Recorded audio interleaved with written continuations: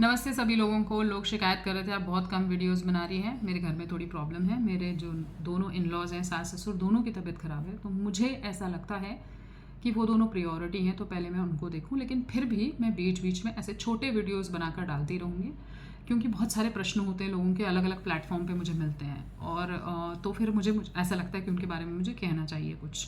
तो अनएडिटेड आएंगे, ऐसे ही आएंगे बिना क्रीम पाउडर लगाए तो एडजस्ट करिएगा, ताकि मुझे ज़्यादा समय इन वीडियोस में ना देना पड़े, इसलिए मैं ऐसे ही पोस्ट करूँगी। हम बात करेंगे महालक्ष्मी की, बैंगलोर में जिसको 30 से ज़्यादा टुकड़ों में काटा गया है, ठीक है।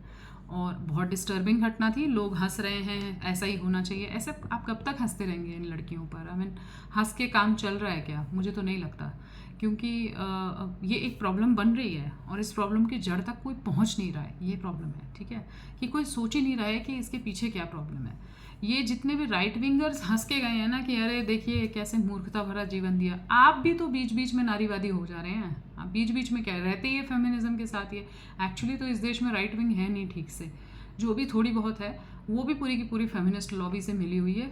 और ये पीछे से सिर्फ मतलब आगे से ऐसा दिखाते हैं, पीछे से सब ये लोग एक साथ रहते हैं। They also follow the same feminist ideology, जहाँ पर लड़कियों को बिल्कुल ही आज़ाद रहना चाहिए, अकेले रहना चाहिए, आवारा रहना चाहिए, ऐसी टाइप की बातें इन लोग की होती हैं कि she can live life on her own terms. ये ओन टर्म्स पर ही तो रहने गई थी।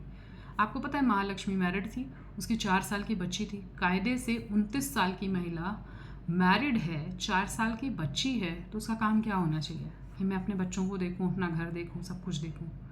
मगर इसने क्या चुना?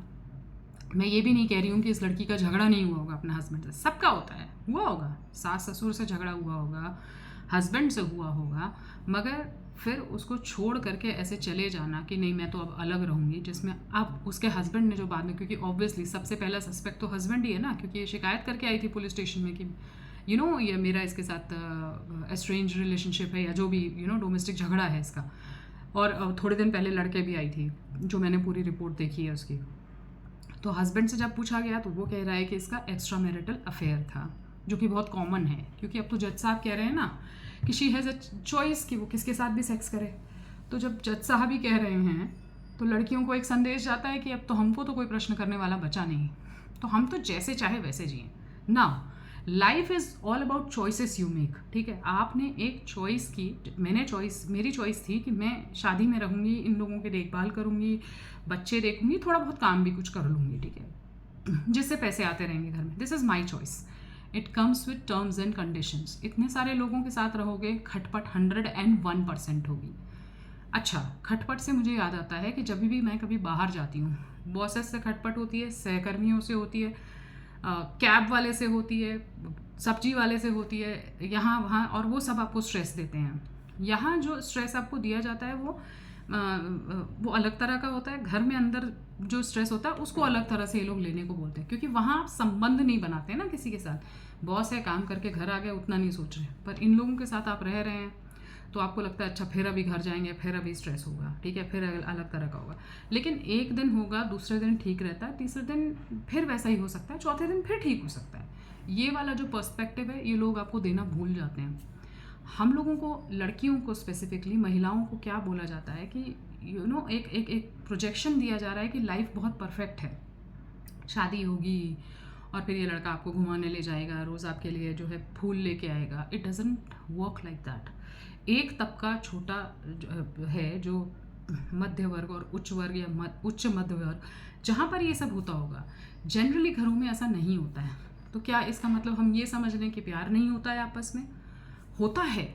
उसके लिए आई लव यू कहने की और फूल लाने की भी ज़रूरत नहीं होती। ये प्रॉब्लम वहाँ से शुरू हुई जब से ये सीरियल्स और मीडिया और लेख ऐसे वाले लिखे जाने लगे, तब से लड़कियों के दिमाग में ये चीज़ बैठ गई, ऐसा ही होगा, अगर ऐसा नहीं होगा तो हम नहीं रहेंगे, ठीक है। तो उस चक्कर में ये लड़कियां घर से झगड़ा करके निकलती हैं, जैसा कि श्रद्धा वाकर ने किया था, और अब महालक्ष्मी ने भी वैसा किया, और बहुत हज़ारों लड़कियों ऐसा कर रही हैं। और हम कटे हुए शव उनके मिलते हैं, जले हुए, अटैची में पैक करे हुए। नहीं अच्छा लगता देखकर, बहुत ख़राब लगता है। आप अपनी लाइफ के लिए एक डेंजरस चॉइस कर रही हैं, जहाँ पर आप अपने फादर से, भाई से, माँ से, बहन से कोई मतलब नहीं रखेंगे, अपनी ज़िंदगी अपने आप जिएंगे। This is a dangerous way of living life. ये जो इंडिपेंडेंट और अकेले रहने वाला जो यूरोप से और वेस्ट साइड से आ रहा है ना कंसेप्ट, मेरी प्राइवेसी, मेरी बाउंड्रीज बहुत अच्छी चीज़ है, पर उसकी भी एक लिमिट होती है। और आपको बार बार एज अ महिला आपको ये बताया जा रहा है ना कि क्योंकि आप महिला हैं तो आपकी तो कोई लाइफ ही नहीं है, आपको हमेशा पुरुषों पर डिपेंडेंट होना पड़ता है। नहीं, आप समाज में रहते हैं, आपको एक दूसरे के ऊपर डिपेंडेंट होना पड़ता है। पुरुषों को भी डिपेंडेंट होना पड़ता है, वो कहाँ डिसीजन अपने आप ले पाते हैं। उनको भी तो 4 बातें सोचनी पड़ती हैं कि मैं ऐसा करूँगा तो मेरी मम्मी है, मेरी बहन है, मेरे भाई हैं, मेरे माँ बाप हैं, मेरे कज़न्स हैं, मेरे दोस्त हैं, उनसे वो सलाह लेते हैं, नहीं कर सकते, इतने ही पैसे हैं, इतना मैं यही खरीद सकते, अभी नहीं खरीद सकते।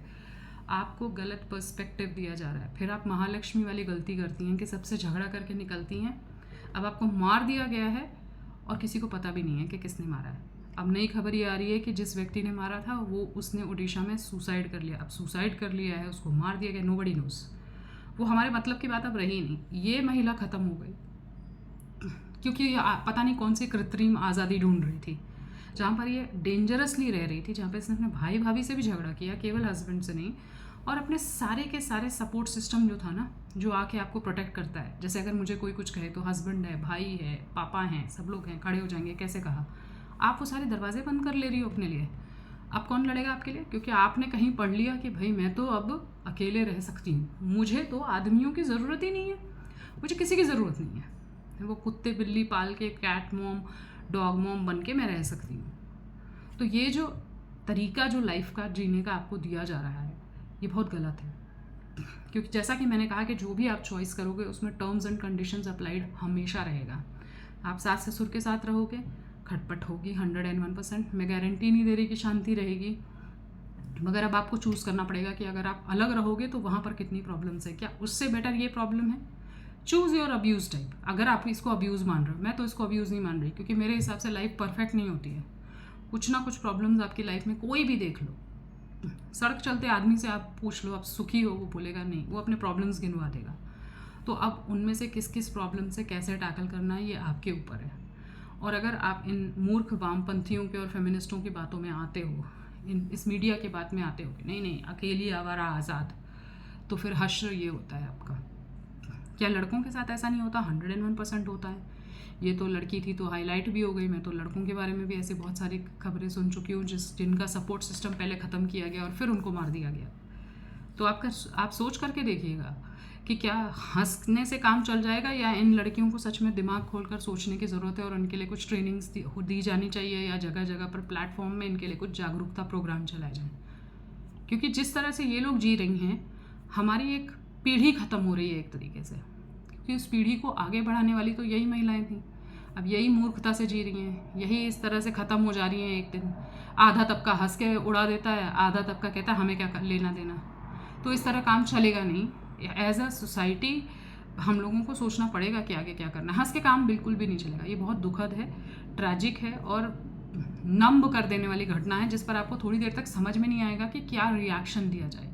तो आप भी मुझे बताइएगा कि आपका जो है इस बारे में क्या विचार है, और आपको क्या लगता है कि इन लोगों को कैसे ये अवेयर कराया जाए कि इस तरह से जीना आपके लिए बहुत ज़्यादा डेंजरस है, और जो आपको पढ़ाया जा रहा है वो एकदम गलत है, जो आपको दिखाया जा रहा है, डिपिक्ट किया जा रहा है, वो सब गलत है। मुझे ज़रूर बताइएगा सुझाव, तो मैं फिर बताऊंगी कि उन सुझावों में से कौन कौन से सुझाव काम कर पाएंगे प्रैक्टिकली, कौन से नहीं। धन्यवाद।